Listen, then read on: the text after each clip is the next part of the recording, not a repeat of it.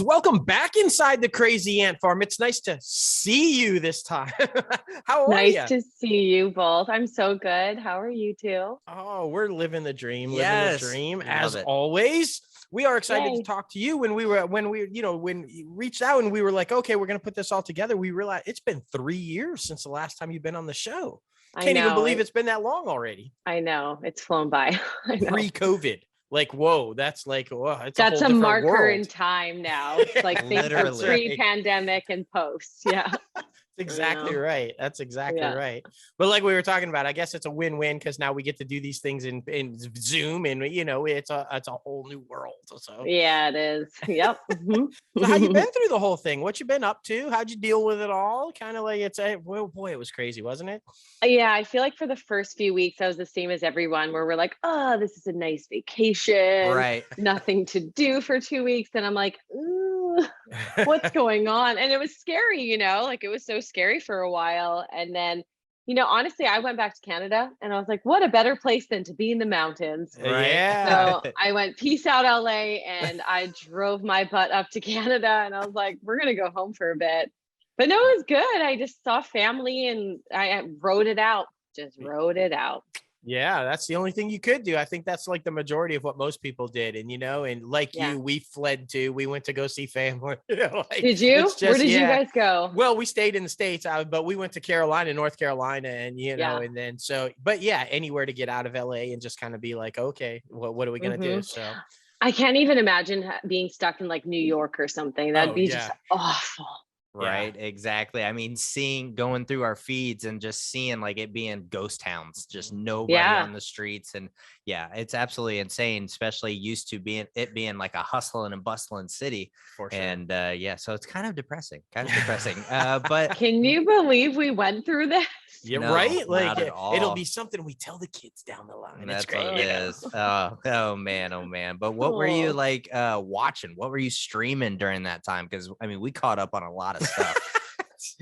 Honest to God, and I don't know if anyone is going to relate to this, I think I watched every single season of Survivor. Oh, yeah.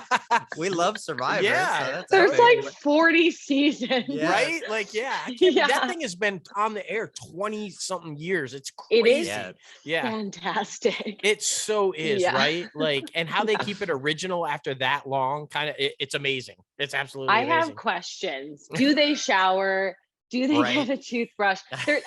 There's got to be a Honey Wagon trailer with like some showers. There has to be. There has to be. Yeah. Well, we know crazy. Jeff does. Oh yeah, for sure. Jeff is killing it, right? And from what we understand, he actually owns a house on the island now.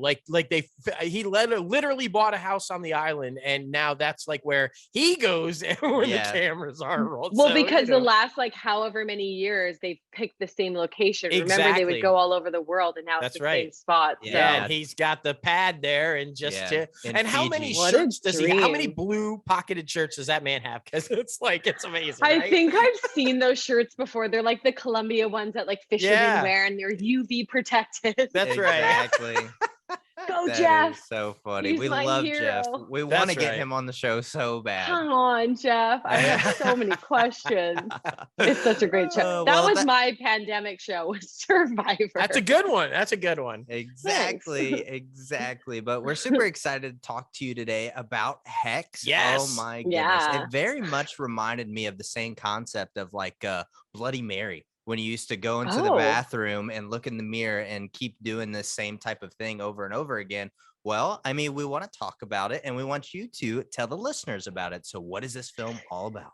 Yeah, so Hex is a thriller movie. It's about a group of skydivers that have the perfect amount of members in their skydiving group to perform this one formation in the sky called the Hex. It's a really tricky formation to do. But what we find out, and I'm not giving away any spoilers, but it's a cursed skydive. Oh. So if you've caught the trailer, you see that somebody disappears in the middle of their formation. Yeah. And the whole time we're trying to figure out what happened or who did this and how to solve the mystery. Oh. Yeah, it's really good. Yeah, no, that sounds like amazing. And I have to imagine one of the awesome things about being an actor, right, is that you get to do these type things. So I would have to imagine there was some skydive training involved and like all that kind of fun stuff, right? Well, I had a stunt double. Oh, okay. All right. Fair I enough. feel like insurance would have been insane if your actors were like, unless you're Tom Cruise jumping out of a plane, right, or hanging onto it, which also is its own bag of worms. But no, I had a stunt double. But yes, I had to learn, because there were moments where I was packing the bag, or if I did a sequence where I landed and you kind of catch the wind in the sail of my chute. And, you know, it's a lot of technical stuff to skydiving. I actually had a family member of mine who was a really good skydiver. He was a tandem master. So I've been around it a lot, but I was so thankful that the crew was our directors and one of my producers, Joey, they jump all the time. So I had seasoned skydivers around me to show me how to look good, how to make sure I'm doing what I'm supposed to do. And Hannah, my stunt double, is a boss. She is a boss in the sky and so badass. So it looks really good. Oh, that's amazing. That's fantastic. And okay, so thriller, right? With a little bit of horror twist to it and all kind of stuff. So is it, and no spoilers, but is there a resolution? Is there a moment to where we get that satisfying, kind of a, ending to it? You get an ending to it, but I don't know where your satisfaction lies will tell a lot about the audience member. Because and that's all I can say. Yeah, no, that's I really want to say more, but I can't. That's great. No, you will feel some resolution, but it's also going to be like, Okay. Well, we love films like that, right? That make you think, that the audience's interpretation could be totally different depending on audience member. We love that. Yeah, totally. And even when I was reading the script, I was like, there were so many twists and turns in it where I mean, of course I read my scripts a million times, but this one I had to really go through it with a fine tooth comb, because I was like, oh my gosh. And then to be able to see that on the screen, it translated so well, and it just keeps you completely engaged the whole time. It's really a wild ride. Yeah, it sounds like it. It sounds like it. Yeah, for sure. And I mean, thinking about, all the different things that we're attempting to film and then getting shut down, how was your film during this time, during the pandemic? Was everybody safe? We were before, thank God. Yeah, I was on something else where we shut down the night before the actual official, which I think was March 15th, right? Mm-hmm. Yeah. Even I was on 2 films. So one like a week before, where everyone was like, there might be a thing and we're not really sure. And then all of us the next day on set being like, we're done. So I mean, every production had to deal with it. Well, thankfully, like you said, you got that one out of the way prior to, because I can't even imagine trying to do anything in your bubbles and the masks and all the stuff. If this type of a film would be like, oh my gosh. Yeah. I think a lot of people just ran into, I'm sure, so many issues of like, when do you release things now? Because everything got pushed. Even Top Gun, how many years did that get pushed? Yeah, exactly. Because theaters were a question mark for how long. So, and I imagine like a lot of things that maybe on smaller scales aren't going to theater anymore, because I don't know, they're hit and miss. I mean, I go all the time and sometimes they're completely ghost towns, and then Top Gun packed. So yeah, exactly. It's so interesting to see. Where is this one going to be released? Is it going to be theatrical release? No, it is going to be digital on demand. All right. That's very exciting, though. I mean, just to get it out there and let the audience see your work, it's such an amazing thing. That's what happened with our film. I think we told you about it. We are filmmakers ourselves, and we finally made our directorial debut during pandemic times. Thank you. So good. Yeah, we did it at a nice little college here in Charlotte, and just rocked and rolled during the whole thing. It was definitely a process trying to, get everybody's vaccination status and make sure everybody takes tests and make sure everything's all safe. And and it was a pushed though. It had delay also, because we just did the red carpet premiere for it in April, but we shot it last year during the whole thing. So, everything kind of, it's just been crazy. But, it's I'm glad you brought that up, because I wanted to talk to you a little bit about, as an actor and as somebody in the field and everything that's kind of going on, like you said, the shift about stuff maybe not ever seeing theaters, right, and going straight to the streamers and stuff like that. And can you even imagine what it must be like if you had worked on this film and done all this stuff and everything, and then, like the current situation with Batgirl, you find out no one is ever going to see it? Ever. Like, can you even imagine like what that must feel like? So thankfully there are these outlets where people can still get their films out there and get seen by the public, but a decision like that must be heartbreaking for all the crew members and all the people involved that put all that time and effort into it. What are your thoughts on that? Yeah, I feel like, especially for like the creative elements, like the director, I mean, I just read about Batgirl. That really sucks. That really, really sucks. I mean, people, when you're on set, you're there. That's your life. That's your life. You're lucky if you get out on a 10-hour day. 8 hours, it's like, who are you? That's impossible. Exactly. It's like a 10 minimum, 16 usually, Yep. You pour your heart, your blood, your sweat and tears, everything into it. I can't even imagine. I mean, it just sucks, but it's just a trickle down effect from whoever had to make that decision for whatever reason, but you put so much. I mean, that's our job. I can only speak as an actor in this behalf, but that's your job, is to give. It's to give. And obviously you want it to be seen and you want it to be received by the world, because like that's what we're doing, is we're putting it out there, and for it to go literally nowhere. I mean, right. I think the director said it best. The director said, as what we do as artists and do, it's critical that our work be seen. I mean, that's the whole point. So, and it's just like, I don't know. I don't know. Did they say why they canceled it? The first example is that it was made for HBO Max, and they moving forward, they wanted all their superhero films to be blockbuster worthy and theatrical worthy. And so I immediately was like, are you kidding? Oscar winner Michael Keaton, Oscar winner J.K. Simmons, Leslie Grace, Brendan Fraser, you're saying that's not theatrically worthy? Like, I don't understand that. And then further, they came out to say they just didn't believe in it. Zaslav said, I don't believe in it. We're not going to put out a film just to make a quarter, and we're not going to put out a film we don't believe in. And I was like, ouch. Yeah. But how much money did you spend on making that? Exactly. Almost $100 million. So. Oh my gosh. I mean, but a decision like that with that much money involved, there's got to be something big going on. There has to be. You can't. There has to be. No studio's going to throw that down the drain, being like, well, just $100 million, and I'm not. No big deal. Yeah. I'm not defending anybody at all, because I don't know the situation. Right. But I can only imagine being in that position where you actually make those shots. I'm sure it's probably like intense. Oh, that's awful. Yeah.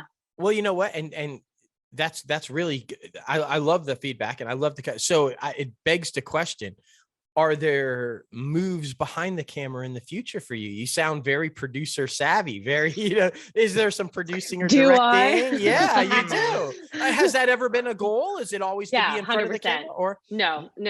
I love acting. That will never stop, and I'll always do it. But the goal is I'm in the midst of starting my own production company, because the goal would be to have my own company as well and be able to work in front of the camera, have some jobs combined, some completely separate.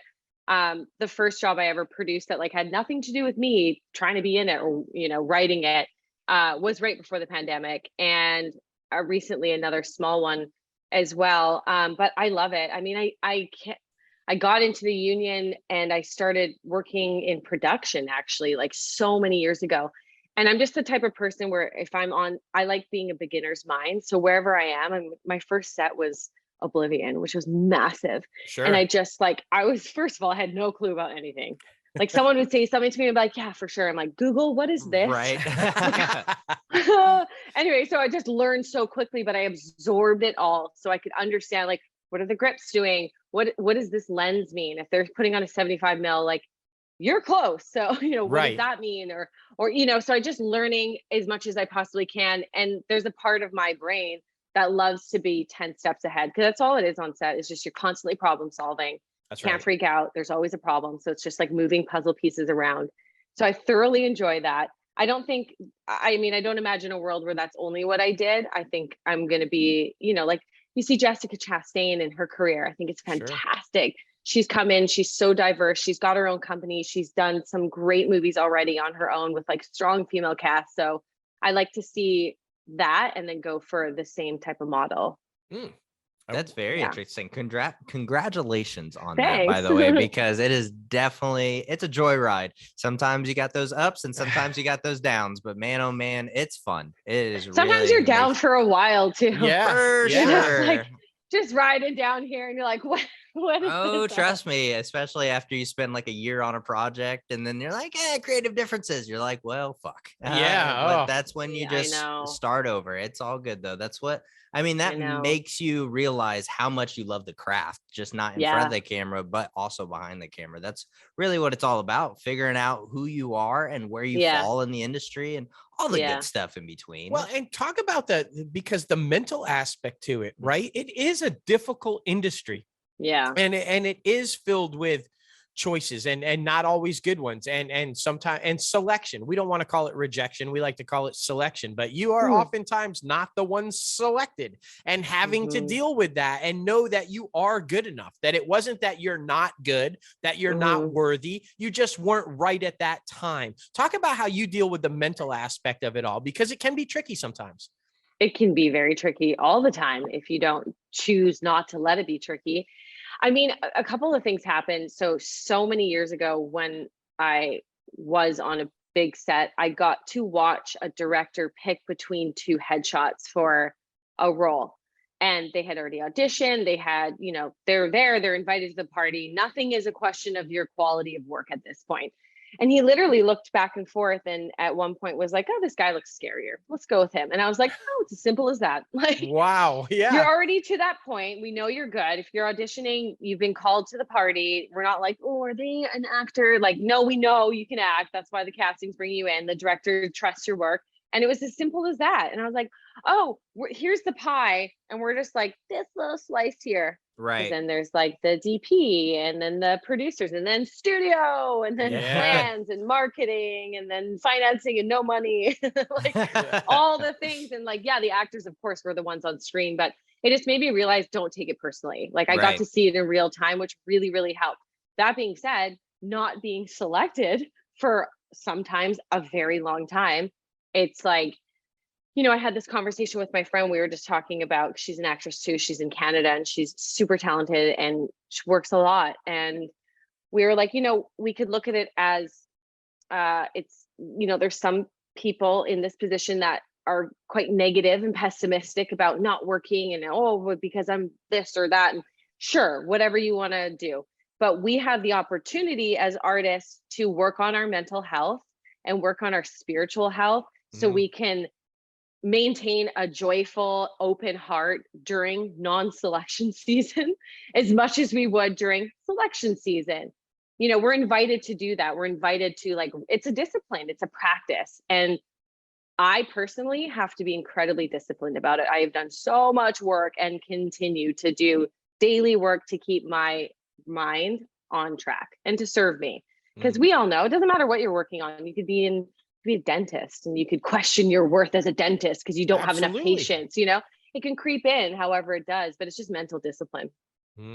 Well, as somebody who's had the pleasure of huge studio films and smaller productions, indie productions and stuff, where do you lie comfortably? What do you prefer? Do you prefer where that studio's got so much involvement and these big, or do you kind of like the little bit more freedom that you have with the smaller projects? Or as somebody who's potentially moving behind, what do you think about that?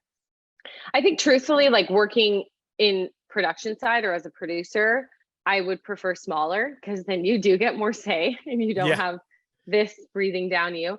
But I can't have a favorite on either side for acting. I think I haven't had enough of bigger roles where I could have creative say on a studio level to be like, oh, I really don't like how I don't, or I do like this. So I think, as my career continues to expand, I'll maybe be able to decipher a bit more for that. But right now, I think both feel great for acting, but I know for like the production side of things, I sometimes prefer the smaller ones because you get to really flex your muscles too, because typically you're wearing 17 hats. You have a million different departments that you're working on because your crew is 30. not Yeah, 400. Oh Which my is gosh. fun. Like that's what I like though. I love that part of like being on behind the camera. So that I'm cool with for sure. Very awesome. And I mean, it's very much a double-edged sword, I feel like, Yeah. for both sides. Like, you know, there's always those pluses and minuses. So trying to figure out where you fall in between and what you enjoy most. I think that's what's most important. For sure. Something else that we've been trying on the show that's been like opening up our guest to the audience to let them more into their lives is telling us what is your most embarrassing moment on set or stage that at the time you thought you could not get over, but now you can just sit back and laugh about it. I mean, the first thing that came to mind was, and I thought it was so cool. So when I was in Ad Astra, you had to be in a harness and do like zero gravity, right? And I practiced so hard with the stunt team, like so hard to like nail it. And I was doing all these cool tricks with the wire or whatever. And then there's this one take where they're like, hey, can you come down like face first instead of like she lowers in a horizontal position. Right. I was like, yeah, I've practiced that twice. Like I can totally do it. For sure. And I started to do it and Brad Pitt's down there and he's like, oh, you look so cool. And I was like, and then I totally bombed it and like lost control. Oh my goodness.